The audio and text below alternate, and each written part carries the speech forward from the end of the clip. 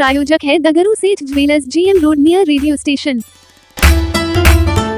नगर थाना पुलिस ने भगवान दास मोहल्ला से 39 कार्टून नेपाली सूफिया शराब के साथ गाड़ी सहित चालक को किया गिरफ्तार। कागजी कार्रवाई कर भेजा न्यायिक हिरासत में।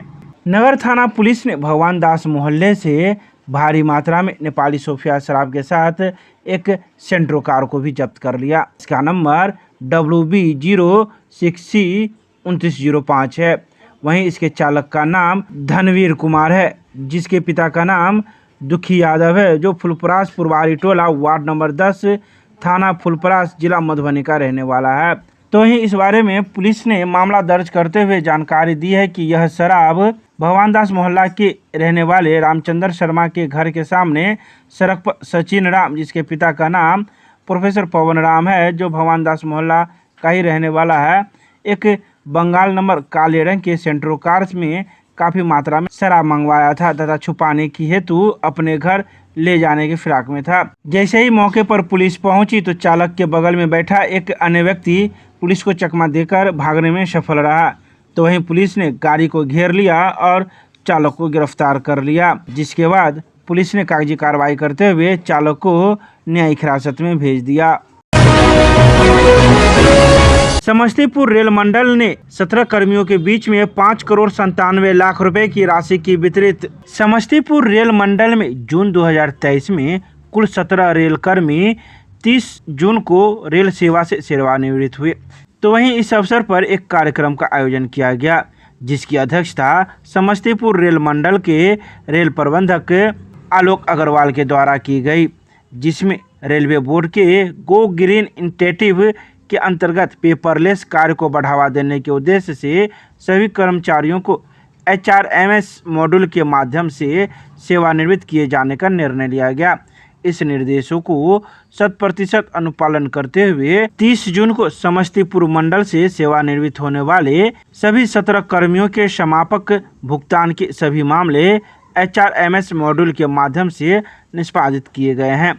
इस मंडल के सभी कर्मचारियों को पेंशन भुगतान हेतु EPPO जारी किया जा चुका है, जिसकी प्रति भी उन्हें उपलब्ध करा दी गई है।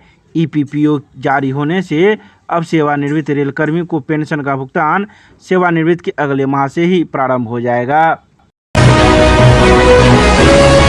बरसात के पहले बारिश में ही दरभंगा नगर निगम परिसर में जमा पानी घंटों इंतजार करने के बावजूद भी परिसर से नहीं निकल पाया।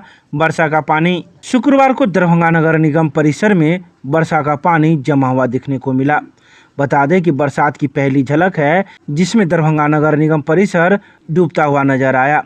खासकर यहां रहने वाले कर्मियों को इसी जमे हुए पानी से कार्यालय में आना जाना पड़ता था। इसके अलावा परिसर में बाहर से काम कराने आए लोगों को भी इसी जमे हुए पानी से आना जाना पड़ता था।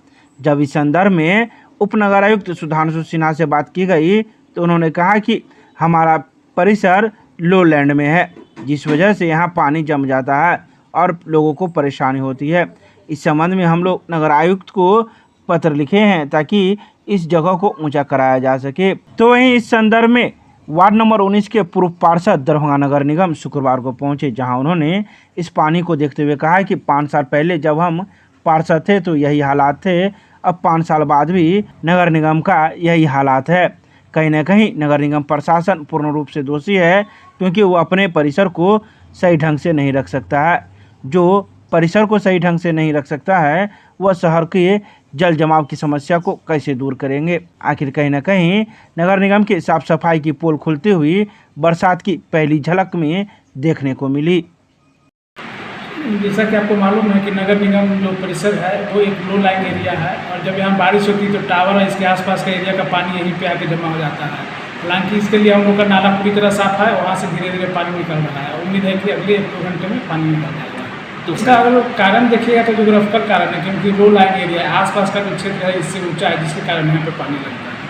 तो फिर इसके लिए क्या ठोस कदम उठाएगा? इसके लिए हम लोग अब नगर अफसर से बात करके यही बताएंगे कि यहाँ का परिसर को थोड़ा ऊँचा कर दिया जाए, जिससे कि नाला इससे नीचे हो और पानी का बहाव रेगुलर हो सके। बिल्कुल नज़र आ रही है। ये तो मैं 5 साल पहले मैं आया था जीत करके, उस वक्त भी यही हाल था और आज भी यही हाल है। ये नगर निगम शहर की सफाई करती है, लेकिन नगर निगम का सफाई कौन करेगा? ये पानी का निकासी कौन करेगा? आखिर इसके पीछे क्या कारण माना जाए?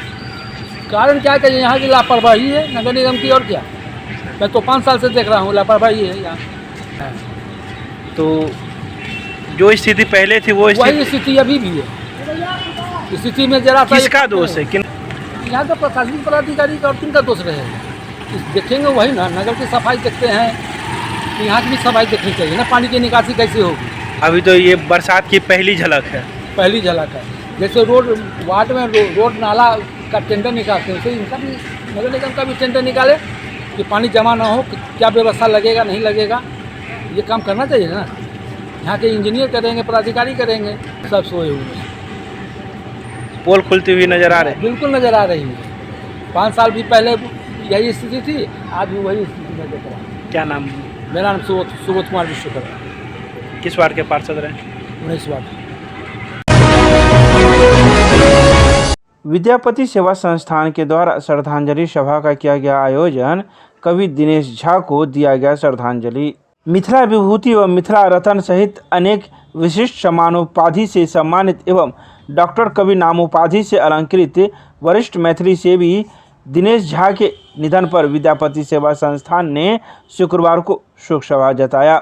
विद्यापति सेवा संस्थान के प्रधान कार्यालय परिसर में आयोजित श्रद्धांजलि सभा में केवटी के विधायक डॉक्टर मुरारी मोहन झा सहित अनेक कवि, गीतकार, साहित्यकार एवं मिथिला मैथिली आंदोलन से जुड़े गणमान्य लोगों ने उनके चित्र पर श्रद्धासुमन अर्पित कर भावपूर्ण श्रद्धांजलि अर्पित की। मौके पर महासचिव डॉक्टर बैद्यनाथ चौधरी बैजू ने अपने शोक संदेश में उन्हें मिलनसार स्वभाव बताया और मिथिला मैथिली के विकास का सच्चा हितैषी बताया।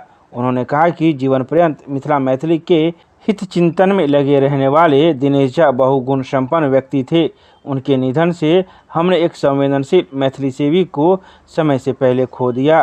तो वहीं विधायक डॉक्टर मुरारी मोहन झा ने उनके संग बिताए क्षणों को याद करते हुए मैथिली आंदोलन में दिए अपने संवेदनशील योगदान के लिए वे सदैव याद किए जाएंगे। इसके अलावा उन्होंने कई बातों की चर्चा की। वहीं मौके पर मौजूद कई लोगों ने भी अपने अपने विचार व्यक्त किए।